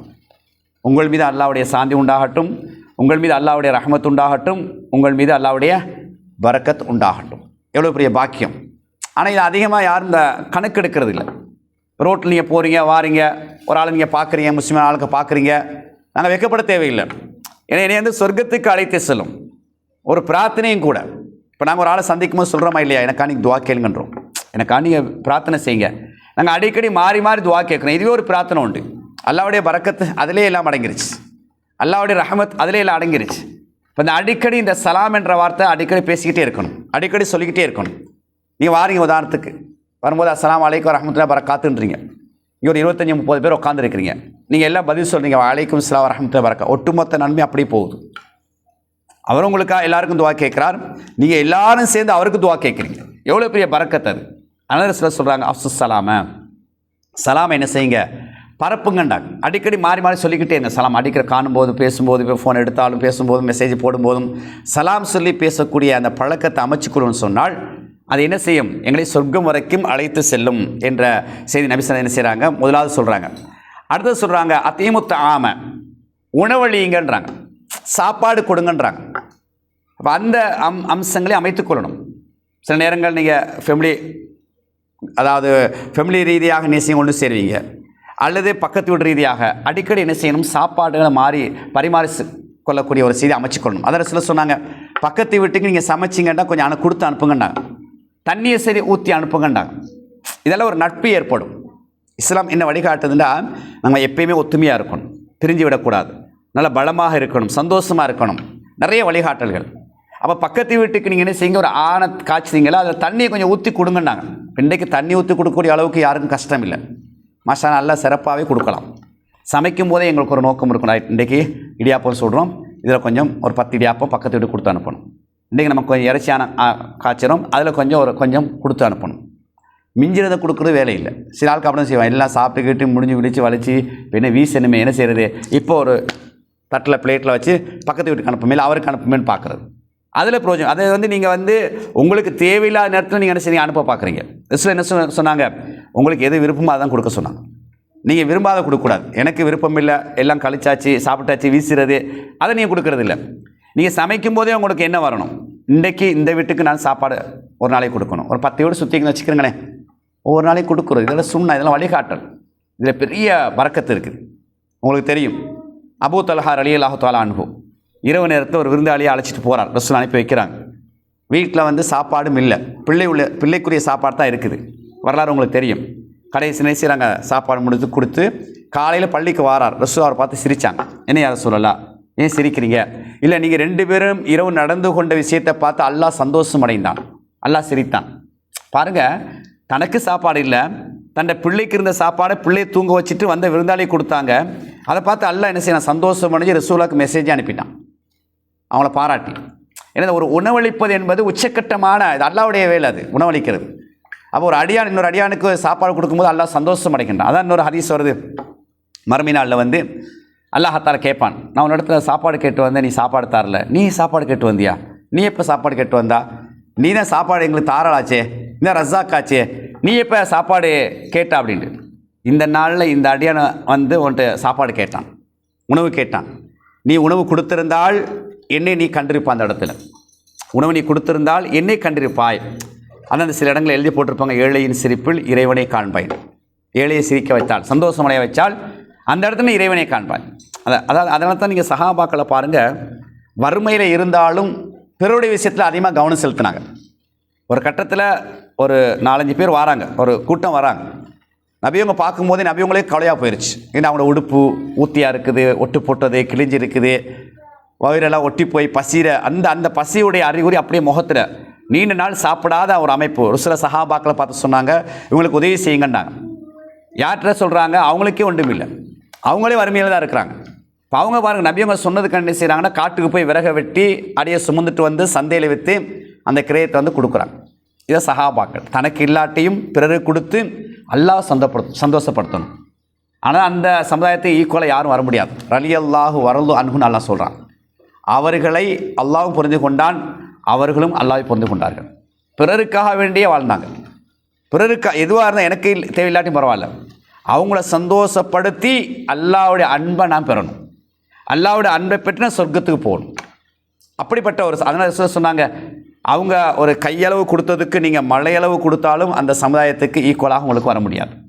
நீங்கள் மலை அளவு கொடுக்குறீங்க, பெரிய அள்ளி கொடுக்குறீங்க, அவங்க சும்மா லேசாக கொடுத்துருப்பாங்க, ஆனால் அவங்க கொடுத்ததுக்கு ஈடாகாது. அப்படி வறுமையிலும் கூட கஷ்டத்திலும் கூட தனக்கு தேவை இருந்தும் கூட என்ன செஞ்சாங்க, பிறருக்கு நிறைய உதவி செஞ்சாங்க, கொடுத்தாங்க. அப்போ அந்த சாப்பாடு கொடுக்கறது என்பதை நாங்கள் வளமை வச்சுக்கொள்ளணும். பிறநாளைக்கு மட்டும் கொடுத்து அனுப்ப அப்படி இல்லை. என்னால் நான் ஒவ்வொரு நாளும் கொடுக்கணும், அல்லாஹ் எனக்கு ஒரு அளவுக்கு வசதி தந்திருக்கிறான், இன்றைக்கு இந்த வீட்டுக்கு கொடுப்போம் இந்த வீட்டுக்கு கொடுப்போம் அப்படி என்ன அப்படி கொடுக்கும்பொழுது அவங்களும் அனுப்பி வைப்பாங்க. இப்போ நீ சில நேரங்கள் இப்படி இருக்குது, அதாவது அவங்க யோசிப்பாங்க, அவங்க பெரிய வீடாக இருக்குது, என்ன நான் அந்த வீட்டுக்கு கொடுத்து அனுப்புகிறதா, அதை யாரும் யோசிக்கக்கூடாது. உமர் அலி அவங்கள்ட்ட ரசூல் என்ன செய்கிறாங்க, ஒரு கிஃப்ட் ஒன்று கொடுக்குறாங்க, ஒரு அன்பளிப்பு ஒன்று கொடுக்குறாங்க. அப்படி கொடுக்குற நேரத்தில் உமர் அலியா சொல்கிறாங்க, என்ன அவசரம், எனக்கு எதுக்கு அன்பளிப்பு, எனக்கு எல்லாம் தாராளமாக தந்திருக்கிறாங்க, நீங்கள் என்ன செய்யுங்க, இவங்க அவங்களுக்கு கொடுங்கன்றாங்க. அப்போ தான் ரசூலா சொல்கிறாங்க, உங்களுக்கு வந்தால் நீங்கள் எடுங்க, நீங்கள் பின்னு கேட்டு போவாதீங்கன்றாங்க. நீங்கள் அழகாக என்ன செய்யுங்க, உங்களுக்கு யாராச்சும் தாராளம் எடுத்துக்கொள்ளுங்க, உங்களுக்கு எடுத்துக்கிட்டு நீங்கள் என்ன செய்யணும், நீங்கள் அதை அன்பளிப்பாக கொடுக்காத வேறு விஷயம். அதே நேரம் நீங்கள் பின்னி கேட்டு போவாதீங்க என்று ஒரு வழிகாட்டில் அழகாக சொல்லி காட்டுறாங்க. அப்போ இந்த சூழல் நம்ம உருவாக்கிக்கொள்ளணும். நீங்கள் சில நேரம் கொழும்பெல்லாம் பார்த்தீங்கன்னா, இந்த ஞாயிற்றுக்கிழமை இந்த லீவு நாள் என்ன செய்வாங்கண்டா, சில ஆட்கள் வளமையாக எனக்கும் தெரியும், ஒரு 10-15 பார்சல் எடுத்துகிட்டு அப்படி காரில் அப்படி வருவோம். அவங்களுக்கு தெரியும் வளமையாக கொடுக்குற ஆட்கள் எங்கெங்கே மிஸ்கின் இருக்கிறாங்களோ அங்கெல்லாம் அப்படி சாப்பாடு கொடுத்துட்டு அப்படி போயிட்டே இருப்பாங்க. ஒரு பார்சல் சோறு தான் அவங்களுக்கு பெரிய சந்தோஷம். நான் ஒருத்தர் பசியார வச்சேன், ஏழைக்கு உணவு கொடுத்தேன். இதெல்லாம் இஸ்லாம் எங்களுக்கு வழிகாட்டுது. அப்போ இதை நாங்கள் பக்கத்து இங்கே வீட்டுக்குள்ளேருந்து நடைமுறைப்படுத்தணும். முதலாவது அல்லது வெள்ளிக்கிழமை இங்கே போகிறீங்க வாரீங்க, ஒரு மிஸ்கின் உங்களுக்கு தெரியும், பள்ளியில் ஒரு மிஸ்கின் இருப்பார், வரும்போது ஒரு சாப்பாடு பார்சலை கொண்டு வரது கொடுத்துட்டு போகிறது. உங்கள் ஆண்கள் கொடுத்துட்டு போகிறது. அதில் வேலைக்கு போகிற நேரத்தில் ஒரு மிஸ்கின் ஒரு பார்சல் செஞ்சு போகிற வழியில் அரசு ஒரு மிஸ்கின் கொடுங்க. நீங்கள் லீவு நாளில் சனிக்கிழமை இருப்பீங்க, ஞாயிற்றுக்கிழமை இருக்கிறீங்க, அல்லது ஏதோ ஒரு நாளில் போகிற நேரம் கணவர் அல்லது பிள்ளை வாப்பா வேலைக்கு போகிறாங்க, போகிற வழியில் ஒரு சின்ன ஒரு பார்சல் ஒரு டித்தூர் பார்சல் மடிச்சு என்ன செய்கிறது, போகிற நேரத்தில் மிஸ்கின் கொடுத்துட்டு போங்க. அல்ஹம்துலில்லாஹ். இதெல்லாம் அல்லாஹ்வுடைய அருள், அல்லாஹ்வுடைய பரக்கத் வரக்கூடிய ஒரு அமைப்பு உருவாகும். அதில் மூணாவது ரசூல் சொல்கிறாங்க, அதாவது நீங்கள் அதாவது வசிலுர் அர்ஹாம், உறவுகளோடு சேர்ந்து, அதுக்கு அந்த ஹதீஸை நான் கொண்டு வந்தேன். உறவுகளோடு சேர்ந்து நடந்து கொள்ளுங்க. இதுவும் என்ன செய்யும், அதை முடிவை தான் நாங்கள் பார்க்கணும். முதலாவது சொன்னாங்க சலாமை மாறி மாறி பரப்புங்க. ரெண்டாவது அத்திமுத்த ஆமை, மாறி மாறி என்ன செஞ்சுக்கொள்ளுங்க, உணவை பரிமாறிக்கொள்ளுங்க. அடுத்தது மாறி மாறி உறவுகளோடு பேணி நடந்து கொள்ளுங்க. அடுத்தது சொல்கிறாங்க சல்லு பில்லைலி, இரவில் நீங்கள் தொழுவுங்கன்றாங்க. இரவில் தொழுவுங்க. வன்னாசு நியாமன், மக்கள் தூங்குறாங்க, தூங்கக்கூடிய நேரத்தில் நீங்கள் எழும்பி தொழுங்க என்று ரசூல் சொல்லிவிட்டு, இதெல்லாம் நீங்கள் சரியாக செஞ்சீங்கன்னு சொன்னால் ததுஹுலூனல் ஜன்னத்தை பி சலாமின், நீங்கள் சொர்க்கத்துக்கு அமைதியாக போயிடுவீங்க. ரொம்ப உங்களை நீங்கள் சிரமப்பட தேவையில்லை. சலாம் அடிக்கடி சொல்லிக்கிட்டே இருங்க, மாறி மாறி காண்ற நேரம் எல்லாம். தேவைப்படக்கூடிய நேரத்தில் உணவுகளை பரிமாறிக்கொள்ளுங்க, மாறி மாறி கொடுத்துக்கொள்ளுங்க. உறவுகளோடு சேர்ந்து நடங்க. இரவில் நின்று வணங்க, மக்கள் தூங்கக்கூடிய அந்த நேரத்தில் நீங்கள் நின்று வணங்க. ததுஹுலூனல் ஜன்னத்தை பி சலாமின், அமைதியாக நீங்கள் நினைச்சிங்க சொர்க்கம் போவீங்க. அப்போ சொர்க்கம் போகிறதுக்கு நிறைய வழிகாட்டல்களை அல்லாஹ்வும் அல்லாஹ்வுடைய தூதர் அவர்கள் எங்களுக்கு நிறைய வழிகாட்டிக்கிறாங்க. அப்போ இந்த ரமலானை மையப்படுத்தும் என்ன செய்யணும்னு சொன்னால், நான் ஒரு நல்ல மனிதனாக வாழ வேண்டும், இறையேச்ச உள்ள மக்களாக மனிதனாக மாற வேண்டும், இஹ்லாஸோடு இந்த வாழும் பொழுதே என்ன செய்யணும், சொர்க்கத்துக்குரிய அடியானாக நான் வாழ வேண்டும் என்ற ஒரு சிந்தனையோடு என்ன செய்யுங்க, இந்த ரமலானை சரியாக பயன்படுத்தி கொள்ளுங்கள். அதே போல் பாருங்கள், உங்களுக்கு தெரியும் அல்லாஹ்வுடைய தூதர் ஒரு முக்கியமான ஒரு ஹதீஸை சொல்கிறாங்க. துஃப்தஹு அப்வாபுல் ஜன்னா, சொர்க்கத்துடைய வாசல்கள் திறக்கப்படும் யௌமல் இஸ்னைனி ஒயமல் ஹமீஸ், அதாவது திங்கக்கிழமையும் வியாழக்கிழமையும். அந்த ஹதீஸ் உங்களுக்கு தெரிஞ்ச ஹதீஸ் தான். ஒவ்வொரு திங்கக்கிழமையும் ஒவ்வொரு வியாழக்கிழமையும் சொர்க்கத்துடைய வாசல்கள் திறக்கப்படுகின்றன. ஃபருலி குல்லி அப்தின் லா யுஷ்ரிக்கு பில்லாஹி ஷையா, இணை வைக்காத எல்லா அடியாருடைய பாவங்களையும் அல்ல என்ன செய்யறானாம், மன்னித்து விடுவான். இல்லா ரஜுலா, 2 மனிதர்களை தவிர. 2 மனிதருடைய பாவங்களை அல்லாஹ் மன்னிக்க மாட்டான். கானத்து பைனஹு பைன அஹீஹி ஷஅனா, அவனுக்கும் அவருடைய சகோதரருக்கும் இடையில் பகைமை இருந்துச்சு, விரோதமாக இருந்தாங்க. ஃபயுகால், சொல்லப்படும் அல்லிரு ஹாதைனி ஹத்தா இஸ்தலிஹா, இந்த 2 பேரும் சேருகின்ற வரை, பேசுகின்ற வரை அப்படியே என்ன செய்யுங்க, அந்த அமலை நிப்பாட்டுங்கன்றான். அல்லாஹ் தஆலா சொல்கிறானோ. ஒரு பயங்கரமான ஒரு ஹதீஸ் உண்டு. நம்ம நினச்சிட்டு இருக்கிறோம், அமல் செஞ்சுட்டு இருக்கிறோம். நானாவோட பேசாமல், தாத்தாவோட பேசாமல், மச்சானோட பேசாமல், மாமியோட பேசாமல், மருமகளோட பேசாமல், சாச்சா பெரியம்மா, இப்படி ஒரு வட்டாரம் எங்களோட குடல்வாய் ஜனங்கள் அவங்களோட பேசாமல் நிறைய பேர் அமல் செய்கிறாங்க. உம்ரா போகிறாங்க, ஹஜ்ஜி போகிறாங்க, எல்லா அமலும் அப்டேட்டாக இருக்குது. ஆனால் இங்கே பேசாமல் இருக்கிறாங்க. அமல் ஏற்றுக்கொள்ளப்படுமா? எல்லாம் ஏற்றுக்கொள்ள மாட்டான். இதெல்லாம் ஒரு கடுமையான எச்சரிக்கை. நம்ம பேசாமல் இருந்து எவ்வளோ அமல் செஞ்சாலும் அதை ஏற்றுக்கொள்ள மாட்டான். அப்போ அமல் செஞ்சு வேலை இல்லை, இந்த உலகத்தில் வாழ்ந்து வேலை இல்லை. அதனால தான் இஸ்லாம் சொல்லுது, விட்டு கொடுங்க, தாராளத்தன்மை நடந்து கொள்ளுங்க, மன்னிங்க. நீங்கள் மன்னிச்சிங்கன்னா நீங்கள் மகான், நீங்கள் ஒரு உயர்ந்த ஆளாக மாற முடியும். இதெல்லாம் ஏன் இஸ்லாம் வழிகாட்டுதுன்னா, நீங்கள் சொர்க்கம் போகணும்.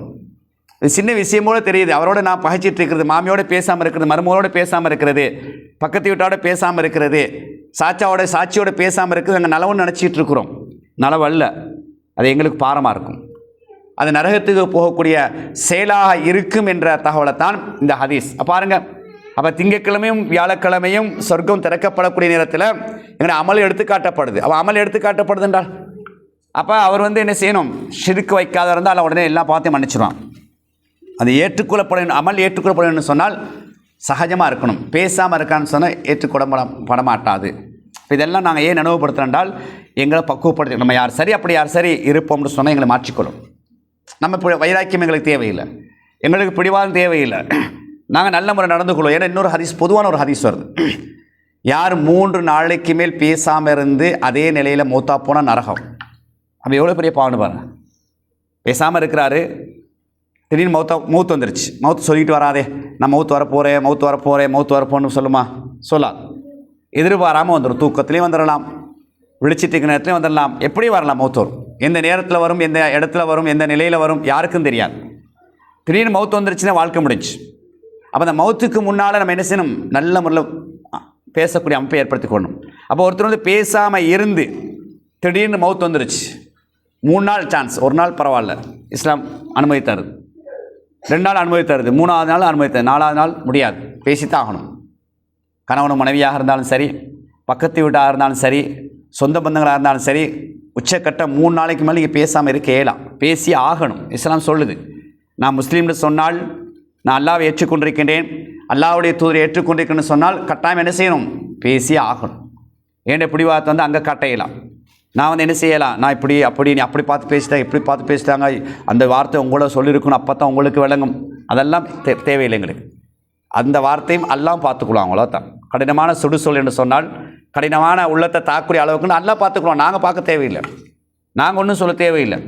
சில இடங்களில் வந்து சஹாபாக்கள் ரசூலுல்லாஹ் சொல்லுவாங்க, யாரை சொல்லலாம், அந்த கூட்டத்துக்கு எதிராக சபிங்க, யாரை சொல்லலாம், அந்த கூட்டத்துக்கு எதிராக நீங்கள் சாபம் விடுங்க, எதிராக பிரார்த்திங்க. ரசூல் என்ன சொல்லுவாங்க, நான் அவங்களுக்கெல்லாம் எதிராக பிரார்த்திக்க அனுப்பப்படலை, அவங்கள சபிப்பதற்கு நான் அனுப்பப்படலை, அவங்களுக்கு சார்பாக துவா கேட்பாங்க. அப்படித்தான் எங்களோட உள்ளம் இருக்கணும். யாரும் எங்களுக்கு கெடுதி செஞ்சிட்டாங்கடா யாரில், அவங்களுக்கு நேரடியை காட்டியாலா, அவங்க நல்ல புத்திய கூடியல, அப்படி தான் கேட்கணும். மாசமாக போகணும், அப்படி போனேன், இப்படி சொல்லிட்டா, அப்படி போய் பேசிட்டாங்க, அவங்க உருப்படக்கூடாது அப்படின்டா அது எங்களுக்கே கேடாக. சில நேரம் அது அந்த வார்த்தை எங்களுக்கே அமைஞ்சிடும். அதான் சொல்கிறாங்க, அந்த சபிக்கக்கூடிய வார்த்தையை பேசிடாதீங்கன்றான். குறிப்பாக அந்த பிள்ளைகள்கிட்ட கூட நீங்கள் பேசிடாதீங்கன்றான். சில நேரங்கள் நாங்கள் ஆத்திரத்தில், வருத்தத்தில், கோபத்தில் என்ன செஞ்சிருவோம், எங்கடைய பிள்ளையை ஏசிடுவோம். கண்ணு தெரியலையா, அப்படியா வாய்க்கு வார வார்த்தைகளாக சொல்ல முடியாது, அந்த அளவுக்கு என்ன செய்யும், கடுமையான வார்த்தை புள்ளியில் ஏற்றிடுவோம். கண்ணு தெரியலையா மாடு அப்படி வந்துடும். அது சில நேரம் பழிச்சிருச்சுண்டா அந்த பிள்ளையோட எதிர்காலம் கேள்விக்குறியாக போயிடும். ஆனால் இந்த சின்ன பிள்ளைலேருந்து இந்த வார்த்தைகள் அழகுபடுத்துங்கன்னு இஸ்லாம் சொல்லுது. அல் கலிமத்து தையபா சதக்கானாங்க ரசூலுல்லாஹி அலைஹி வஸல்லம். அழகான வார்த்தை சதக்கா செய்கிறது. நாங்கள் அந்த பேசுகிறதுலாம் சதக்கா தான். இப்போ சதக்கா தானே, இப்போ கிட்டத்தட்ட எத்தனை மணி நேரம் பேசிக்கிறோன்னா அதெல்லாம் என்னது, சதக்கா. இப்போ நீங்கள் வீட்டில் பேசிகிட்டே இருப்பீங்க, காலையிலேருந்து தூங்குற வரைக்கும் பேசுகிறீங்க, கிட்டத்தட்ட உதாரணத்துக்கு ஒரு 3000 சொல் பேசி வச்சுக்கிறீங்களேன், இந்த 3000 சொல் நல்ல சொல்லுண்டா சதக்கா இல்லாம் இஸ்லாம் சொல்லுது.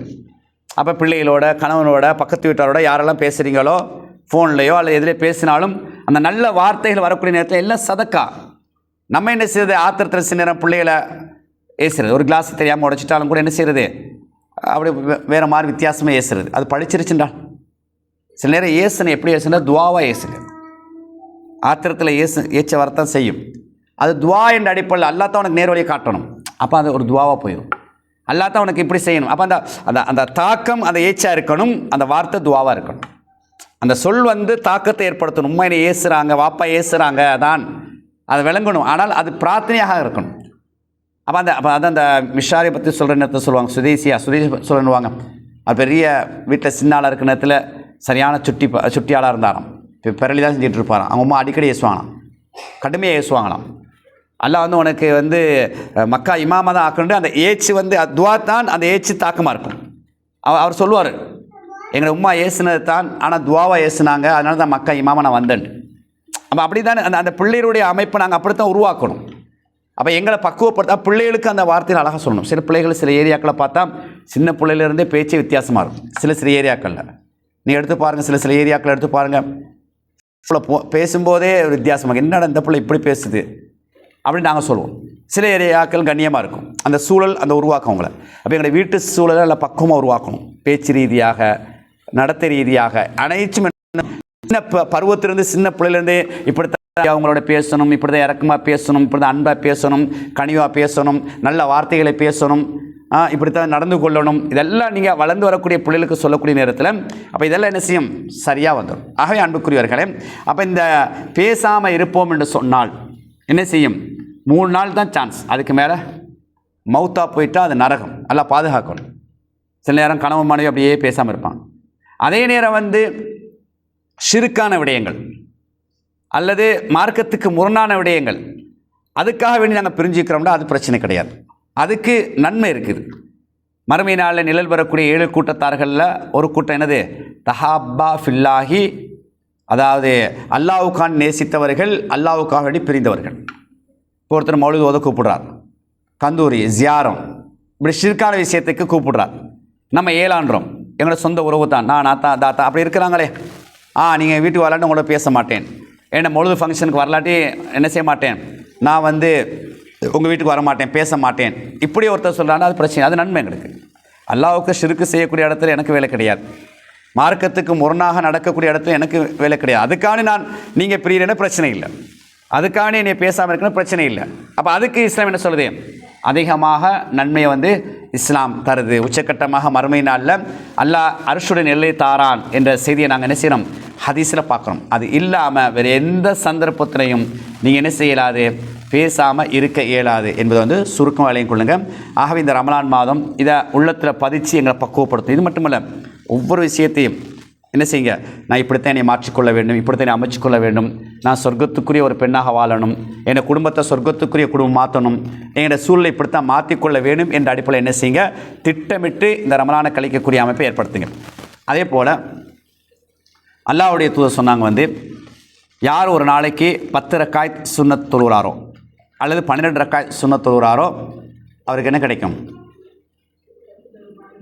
சொர்க்கத்தில் ஒரு மாளிகை கட்டப்படும். ஜாக்குல்லா, சொர்க்கத்தில் ஒரு மாளிகை கட்டப்படும். அப்போ நீங்கள் உங்கள்கிட்ட ஒரு தாக்கட் ஒன்று இருக்கணும். இப்போ சொர்க்கம் எவ்வளோ கடைசியாக சொர்க்கம் போகிறவருக்கு எவ்வளோ இடம் கிடைக்கிது சொர்க்கத்தில்? கடைசியாக சொர்க்கம் போகிறவருக்கு, கடைசியாக ஒருத்தர் போவார் சொர்க்கத்துக்கு, ரசூலுல்லாஹ் சொல்கிறாங்க, அவருக்கு எந்த அளவுக்கு இடம் கிடைக்கும்? சொல்லுங்கள், உலகத்தில் அளவு சொல்லுங்கள், பரவாயில்ல சொல்லுங்கள். தான் அம்மாக்கோ சிக்காக்கோ சரியாக வந்தாவா போனால் போதும், சரியாக வந்தால் ஓகே, இல்லாட்டி பிரச்சனை இல்லை. நான் டீச்சரில் ஆசை கம்பால் அடிக்கிறதுக்கு புல விட்டாலும் ரைட். நபி அவங்க ஒரு ஹதீஸை சொல்கிறாங்க, நரகத்தில் வந்து கடுமையாக ஒரு மனிதன் வேதனை செய்யப்படுவான். அவன் அல்லாட்ட கெஞ்சுவான், யாரெல்லாம் எனக்கு என்ன சொர்க்கம் வேண்டாம், என்னை வந்து இந்த நரகத்திலிருந்து வெளியே போட்டுரு, இது ஒரு பெரிய நரகம், கொடூரமாக இருக்குது, என்னால் தாங்க முடியலை. கெஞ்சுவான் அல்லாட்ட. அந்த அர்ஹமர் ராஹிமீன், இரக்கம் காட்டக்கூடியவனுக்கெல்லாம் அதிகமாக இரக்கம் காட்டக்கூடியவன், என் மீது இரக்கம் காட்டிய ஆளுண்டு. இப்போ அல்லா என்ன செய்ய, அவனை அந்த மனிதன் அப்படியே எடுத்து மாவுல் ஹயாத்துண்டு ஒரு நீரோடு ஓடிட்டுருக்கும், அதில் முக்கிய எடுத்து அப்படி பிரகாசமாக வந்துடுவான், அப்படியே எல்லாம் விட்டுருவான். இவன் அப்படியே கொஞ்சம் இருந்து பார்த்துட்டு திருப்பி அல்லாட்ட, யாரெல்லாம் நான் வந்து அந்த மரத்துக்கு கீழே போய் இருக்கவா அப்படின்னு கேட்பான். அவள் அல்லாஹ் சொல்லுவான், அடியா நீ வாக்கு மாறுறா, நீ சொன்னால் நீ வெளியத்தை எடுத்து போட சொல்லி இப்போ நீ அந்த மரத்துக்கு கீழே போய் இடம் கேட்குறாண்டு. இல்லை யாரெல்லாம் நீ அந்த அர்ஹமர் ராஹிம், இறக்கம் காட்டக்கூடியவனுக்கெல்லாம் அதிகமாக இறக்கம் காட்டக்கூடியவன், எனக்கு அந்த இடத்த தா அப்படின்ட்டு. சரி போயிருண்டு. அப்படியே கொஞ்சம் நேரம் கழிச்சு, இன்னும் கொஞ்சம் நேரம் கழிச்சு, யாரெல்லாம் எனக்கு சொர்க்கம் வேண்டாம், அந்த சொர்க்கத்துடைய அந்த வாசல் கிட்ட போய் நிற்கவா, இந்த அப்படியே சும்மா லேசை எட்டி பார்த்துக்கிட்டு இருக்கிறேனே அப்படின்ட்டு. பல நீ திரும்ப திரும்ப வாக்கு மாறுறாண்டு. இல்லை நீ அர்ஹமர் ராஹிமின், இறக்கம் காட்டக்கூடியவனுக்கெல்லாம் அதிகமாக இறக்கம் காட்டக்கூடியவன், சரி போயிருண்டு அல்லாஹ் சொல்கிறான். கொஞ்ச நேரத்தில் யாரெல்லாம் நான் சொர்க்கத்துக்குள்ளே போவா அப்படின்னு என்ன செய்கிறான் அந்த அடியான்னு கேட்குறான். உடனே அல்லாஹ் ரசூலுல்லாஹ் சொல்கிறாங்க, அல்லாஹ் சிரிக்கிறான், சரி போ அப்படின்றான். போனவர் வந்து வேகமாக திரும்பி வரான், யாரெல்லாம் எனக்கு சொர்க்கத்தில் இடம் இல்லை அப்படின்ட்டு. உனக்கு சொர்க்கத்தில் இடம் இல்லையா? எவ்வளோ பெரிய இடம் தெரியுமா? இந்த உலகம், இந்த உலகத்தை போன்று 10 மடங்கு. அப்போ யோசிச்சு பாருங்கள், உலகத்தை போன்று 10 மடங்கு கடைசியாக சொர்க்கம் போவாருக்குன்னு சொன்னால் எவ்வளோ பெரிய இடமா இருக்கும். சும்மா இந்த ஏரியாவை வச்சுக்கொள்ளுங்களேன், ஸ்ரீலங்கா மட்டும் வச்சுக்கொள்ளுங்களேன், எவ்வளோ பெருசு. இப்போ நம்ம என்ன பண்ணுறோம், நம்மளுக்கு ஒரு 5 பேச்சஸ் இருந்தால் போதும், 10 பேச்சஸ் இருந்தால் போதும், 1 ஏக்கர் இருந்தால் போதும், நம்மளுக்கு ஏன் அவ்வளோ இடம் எங்களுக்கு என்ன செய்ய அப்படி தான் நாங்கள் யோசிப்போம். அங்கே போனால் தான் விளங்கும், அங்கே போனால் தான் விளங்கும் எவ்வளோ தேவை. அப்போ ஸ்ரீலங்காவே எவ்வளோ பெருசுண்டா, உலகம்டா, அதுபோல் 10 மடங்குண்டா. அப்போ அந்த இடம் சும்மா இருக்கக்கூடாது, அந்த இடத்த என்ன செய்யணும், நம்ம என்ன செய்யணும், நிறைய மாளிகையை உருவாக்கணும், நிறைய மரங்கள், நிறைய தோட்டங்கள், அதுக்கெல்லாம் நிறைய வழிகாட்டில் இஸ்லாம் எங்களுக்கு சொல்லித்தரும். அப்போ அதில் ஒன்று தான் அல்லாஹ்வுடைய சொல்கிறாங்க, ஒரு நாளைக்கு நீங்கள் 10 ரக்காத் சுன்னத் அல்லது 12 ரக்காத் சுன்னத் தொழுதால் என்ன கிடைக்கும்? சொர்க்கத்தில் ஒரு மாளிகை. அப்போ உங்களோட டாக்கெட் ஒன்று இருக்கணும், நான் டெய்லி மாளிகையை சொர்க்கத்தில் கட்டிக்கிட்டே இருக்கணும், என் இடம் பெருசு. இப்போ நீங்கள் நம்பிக்கையோடு இருக்கணும், எனக்கு சொர்க்கம் நிச்சயம் தருவான், அந்த நம்பிக்கை இருக்கணும். உமைய தவக்கல் அலல்லாஹி ஃபஹுவ ஹஸ்புஹ், யார் அல்லாஹ் மீது உங்களுக்கு நம்பிக்கை வைக்கின்றாரோ அவருக்கு அல்லாஹ்வே போதுமானவன். உங்களுக்கு நம்பிக்கை இருக்கணும், எனக்கு நிச்சயம் அல்லாஹ் சொர்க்கம் தருவான். நான் ஷிர்க் வைக்கலை, நான் விதத்தில் ஈடுபடலை, தவறுகள் சில அது நடக்கும், சில அப்படி நடக்கும், அல்லாஹ் மன்னிப்பான். நாடியவருக்கு மன்னிக்கிறேன்னு சொல்ல நிச்சயம் மன்னிப்பான் எங்களுடைய அமல்கள் ஊடாக. அப்போ எனக்கு நிச்சயம் சொர்க்கம் கிடைக்கும். அப்போ சொர்க்கத்துடைய இடங்களை வெற்றி இடமாக நான் வச்சுக்கொள்ளக்கூடாது, என் இடங்களை ஃபுல்லாக மாளிகையாக இருக்கும், அவ்வளோ பெருசாக இருக்கும். ஏன்றால் உங்களுக்கு தெரியும், நாங்கள் துவா கேட்குறோம் தானே, அந்த துவா வந்து 3 அம்சமாக ரசூலுல்லாஹ் சொல்கிறாங்க. 3ல் 1 நடக்கும். 1 கேட்டது அல்லாஹ் தருவான், அப்படி இல்லாட்டி எங்களுக்கு நடக்க இருக்கிற ஏதாச்சும் ஒரு விபரீதத்தை பிரச்சனை இல்லாமல் ஆக்குவான். 2 நடக்கும் இந்த உலகத்தில். இந்த 2 நடக்கலாட்டி மறுமையில் நாங்கள் கேட்ட பிரார்த்தனையை அல்லாஹ் தராமல் வச்சு நன்மையாக தருவான். இப்போ மறுமையில் அல்லாஹ் விசாரிக்கிற நேரத்தில் ஒரு அடியான்ட்டு சொல்லுவான், இதெல்லாம் ஓண்ட நன்மை அப்படின்னு. மலை போல் குமிஞ்சிருக்குமா. அந்த மலை போன்று குமிஞ்சக்கூடிய அந்த இடத்த பார்த்துட்டு நன்மையை பார்த்துட்டு அடியான் கேட்பான் அல்லாட்ட, இது எந்த அமல் செஞ்சதுக்காக வேண்டி இந்த நன்மைன்னு கேட்பானான். அப்போ அல்லாஹ் சொல்லுவானா நீ துவா கேட்டான் என்கிட்ட கேட்டிருந்தா சிலதை தந்த நிறைய உனக்கு தரலை, தராமல் இருந்தனே அதெல்லாம் நன்மையாக இப்போ தாரண்டு. இப்போ அங்கே போய் இவன் சொல்லுவானா, நீ கொஞ்சம் தந்தா தானே அதையும் உலகத்தில் தந்தா, அதையும் தராமல் இருக்கிறது தானே, இங்கே தரலாட்டி என்ன துவா ஏற்றுக்கொள்ளப்படுதில்லையேன்னு என்ன செய்யுது சொல்லிட்டு இருக்கிறது. அங்கே அல்லாட போய் சொல்லுவானா, அதை தந்தா அதையும் தராமல் விட்டுருக்கிறது தானே, இப்போ நன்மையாக தந்திருக்கலாம் தானே. ஏன் நன்மை அதிகமாக சொர்க்கத்துடைய அந்தஸ்து கூட்டிகிட்டே இருக்கும். சொர்க்கத்தில் எத்தனை அந்தஸ்து இருக்குது? படித்தரங்கள் வாசல் 8. நாங்கள் என்ன சொர்க்கத்துடைய படித்தரங்கள் ஒவ்வொரு அந்தஸ்து இருக்கும். 100 முதலிடம் ஜன்னத்துல் ஃபிர்தௌஸ். அதான் சில சொன்னாங்க, நீங்கள் சொர்க்கத்தை கேட்டால் அல்லாட்ட என்ன கேளுங்க, ஜன்னத்துல் ஃபிர்தௌஸ் கேளுங்கண்டா. முதலிடம் தான் தேவை. இந்த உலகத்தில் நாங்கள் எதுக்காக என்ன செய்வோம், நீங்கள் அந்த பெருநா வருது என்ன பார்ப்பீங்க, ஃபஸ்ட் குவாலிட்டி நல்ல உடுப்பு பார்ப்போம் அப்படி தான் பார்ப்போம். எல்லாம் மனுஷன் அப்படி தான். எதுவாக இருந்தாலும் ஃபஸ்ட் குவாலிட்டி தான் இருக்கணும், ஃபஸ்ட் இடமாக தான் இருக்கணும். ஒரு போட்டினா முதல் பரிசு கிடைக்கணும், அப்படி தானே. அப்போ இப்போ நாங்கள் டார்கெட் பண்ணணும் சொர்க்கத்தில் முதல் இடம் முதல் பரிசு எது, ஜன்னத்துல் ஃபிர்தௌஸ். அவர் சில சொல்கிறாங்க, சொர்க்கம் 100 படித்தனம் இருக்குது, அது முதல் படித்தனம் ஜன்னத்துல் ஃபிர்தௌஸ். ஜன்னத்துல் ஃபிர்தௌஸை கேளுங்கண்டாங்க. அப்போ அவ்வளோ பெரிய இடத்த என்ன செய்யணும், இப்படியான மாளிகையின் ஊடாகத்தான் என்ன செய்யணும், அலங்கரிக்கணும். அப்போ அதனால் உங்களுக்கு ஒரு அரிய வாய்ப்பு என்னென்னு சொன்னால், இந்த ஒவ்வொரு நாளும் சொர்க்கத்தில் ஒரு மாளிகை கட்டணும். இப்போ நீங்கள் தொழுதுருப்பீங்க, ஃபஜ்ர் தொழுதுருப்பீங்க, சுன்னத் தொழுதுருப்பீங்க. இப்போ அந்த 10 ரக்காயத்துன்னு சொன்னால் ஃபஜ்ருடைய ஃபர்லுக்கு முன்னால் 2 ரக்காயத், அதே போல் லோஹருடைய ஃபர்லுக்கு முன்னால் 2 ரக்காயத், லோஹருடைய ஃபர்லுக்கு பின்னால் 2 ரக்காயத் 6, மகரிபுடைய ஃபர்லுக்கு பின்னால் 2 ரக்காயத் 8, இஷாவுடைய ஃபர்லுக்கு பின்னால் 2 ரக்காயத் 10 ரக்காயத்துனா 12 ரக்காயத் என்றால் லோஹருக்கு முன்னால் 4 ரக்காயத். அது மட்டும் மாறும். 10 என்றால் லோஹருக்கு முன்னாலே 2, லோஹருக்கு பின்னாலே 2. 12ன்னு சொன்னால் லோஹருக்கு முன்னால் 4 ரக்காயத் சுன்னத். அப்போ லோஹருக்கு முன்னால் 4 ரக்காயத் சுன்னத்தும் தொழலாம், 2 ரக்காயத்தும் தொழலாம். சரியா? ரைட். இப்போ நீங்கள் என்ன செய்கிறீங்க, இது உதாரணமாக நான் சொல்ல எப்படி இதை நாங்கள் ஆர்வத்தோடு உற்சாகத்தோடு செய்யணும். நீங்கள் என்ன செய்யணும், இன்றைக்கி ஃபஜ்ர் சுன்னத்தை நீங்கள் தொழுதுட்டீங்க. அப்போ காலையில் உங்களுக்கு ஆசை வரணும், நான் இஷா வரைக்கும் இந்த சுன்னத்தை பேணணும். இப்போ நீங்கள் கற்பனையாக நினைக்கணும், ஒரு கற்பனையாக நீங்கள் நினைக்கணும். இப்போ சொர்க்கத்தில் நான் ஃபஜ்ருடைய சுன்னத்தை தொழுதுட்டேன், சொர்க்கத்தில் என்ன மாளிகைக்கு ஃபவுண்டேஷனை போட்டுட்டேன், சும்மா அப்படி நினைக்கிறது கற்பனையாக. ஃபஜ்ருடைய சுன்னத்தை தொழுத உடனே அல்ஹம்துலில்லாஹ் 2 ரக்காத் ஃபஜ்ருடைய சுன்னத்தை தொழுதுட்டேன், அந்த 10 ரக்காத்தில் 2 ரக்காத் முடிஞ்சு. இப்போ சொர்க்கத்துடைய மாளிகைக்கு முதலாவது அடிப்படையாக ஒரு ஃபவுண்டேஷனை அஸ்திவாரத்தை நான் போட்டுட்டேன். இப்போ லோஹருடைய முன்பின் சுன்னத் தொழுவுறீங்க. இந்த லோஹருடைய நேரம் வந்துருச்சு, நெருங்கிருச்சு. லோஹருடைய முன் சுன்னத்தை தொழுவுறீங்க, ஃபர்ல தொழுத பிறகு பின் சுன்னத்தையும் தொழுவுறீங்க. அப்போ 6 ரக்காத் தொழுதுட்டீங்க, அல்ஹம்துலில்லாஹ். இப்போ சொர்க்கத்தில் என்ன மாளிகையில் அஸ்திவாரத்துலேருந்து என்னை கட்டடத்தை ஏற்றிட்டேன், பில்டிங்கை ஏற்றிட்டு இருக்கிறேன். மகரிபுடைய ஃபர்லுக்கு பின்னர் 2 ரக்காத் சுன்னத் தொழுவுறீங்க. இப்போ நீங்கள் நினைக்கணும் கற்பனையாக, இப்போ நான் கூரையை போட்டுட்டேன். இஷாவுடைய 2 ரக்காத் சுன்னத் தொழுவுறீங்க, 10 ரக்காத். இப்போ என்ன செய்யணும், நிஜமாகவே நினைக்கணும் எனக்கு மாளிகை உண்டாயிருச்சு. இது வரைக்கும் கற்பனையாக வந்தீங்க, ஃபஜ்ருடைய சுன்னத் தொழுதிங்க, லோஹருடைய சுன்னத் தொழுதிங்க, மாரியுடைய சுன்னத் கற்பனையாக அப்படியே கட்டிகிட்டே வந்தீங்க. இஷாவுடைய 2 ரக்காத் 10 ரக்காத் தொழுதுட்டீங்க, அல்ஹம்துலில்லாஹ். நிச்சயம் நபியவங்க சொன்ன அந்த மாளிகை கிடைக்கும். அப்போ டெய்லி இப்படி தான் கொண்டு வரணும். உங்களுடைய அமல்களை உற்சாகம் ஊட்டுறது, ஆர்வம் ஊட்டுறது, உங்களை அமல் பக்கம் ஆர்வம் ஊட்டி கொண்டு இப்படி தான் இதாக்கணும். இன்றையிலேருந்து சும்மா இந்த ரமலானுக்கு மட்டும் ஒரு மார்க் பண்ணுங்கள், காலண்டர்லையோ அல்ல ஒரு புத்தகம் நோட்டில் ஒரு டைரியில் என்ன செய்யுங்க, இன்றைக்கி 24ஆம் தேதி அப்படி தானே, 24ஆம் தேதி. அப்போ 24ஆம் தேதி காலண்டரில் மார்க் பண்ணுங்கள். இஷா வந்த உடனே ரைட் இன்றைக்கி 10 ரக்காத் நான் தொழுதுட்டேன், ஓகேன்னு சும்மா உங்களுக்கு விளங்குற மாதிரி ஒரு அடையாளம் போட்டுங்க, ஒரு ரைட் ஒன்று போடுங்க, அல்லது ஓகேன்னு போட்டு வச்சுக்கொள்ளுங்க. ரமலான் முடிகிற நேரத்தில் எத்தனை மாளிகையை நீங்கள் கட்டினீங்கன்னு சும்மா பாருங்கள். சில நேரம் ஒரு நேரத்தில் ஒரு சுண்ணத்து விடுபட்டிருக்கும், மாரிபுடைய சுண்ணத்து சில நேரம் தொழுதுருக்க மாட்டேன். உதாரணத்துக்கு சொல்கிறேன், இப்போ நன்மை கிடைக்கும், வீடு கிடைக்காது, மாளிகை கிடைக்காது. அந்த 10 ரக்காயத்தில் 2 ரக்காயத்தை என்ன செஞ்சு விட்டுட்டீங்க, ஏதோ சந்தர்ப்பத்தில் தொழாமல் இருந்துட்டீங்க. அப்போ 8 ரக்காய் தொழுதுருக்கிறீங்க, 10 தொழுதா தான் என்னது அந்த மாளிகை கிடைக்கும். இப்போ 2 ரக்காயத்தால் தோத்துட்டீங்க. ஆனால் அந்த 8 ரக்காயத்துக்குரிய நன்மை கிடைக்கும், மாளிகை கிடைக்காது. அப்போ அதனால் நான் என்ன சொல்ல வரேன்னா, சும்மா ஒரு சார்ட் ஒன்று போட்டு என்ன செய்யுங்க, இந்த மாதத்தில் இந்த ரமலான் மாதத்தில் இன்றையிலிருந்து என்ன செய்யுங்க, சும்மா மார்க் பண்ணிட்டு வாங்க. அப்போ நீங்கள் உங்களுக்குள்ள ஒரு போட்டி ஒன்று இருக்கணும். அமலில் சஹாபாக்கள் போட்டி போடுவாங்க, அந்த போட்டி ஒன்று இருக்கணும். அப்போ நீங்கள் கணவன் மாப்பிள்ளையோட பேசணும், ரைட், இன்றையிலேருந்து நம்ம வந்து ரமலான் முடிவுறதுக்குள்ள நீங்கள் எத்தனை மாளிகை கட்டுறீங்க, நான் எத்தனை மாளிகை கட்டுறேன், மகள் நீங்கள் எத்தனை மாளிகை கட்டுறீங்க, எல்லாம் போட்டி போட்டு கட்டுவோம். அந்த ஒரு ஆர்வம் உற்சாகம் மாறி மாறி இருக்கணும். அவன் முடிஞ்சிருச்சு இன்றைக்கு நைட் எல்லாம் பேசுறது உட்காந்து, ரைட், நான் இன்றைக்கு 10 ரக்காத் தொழுதேன், அல்ஹம்துலில்லாஹ் எனக்கு ஒரு மாளிகை கிடச்சிருச்சு.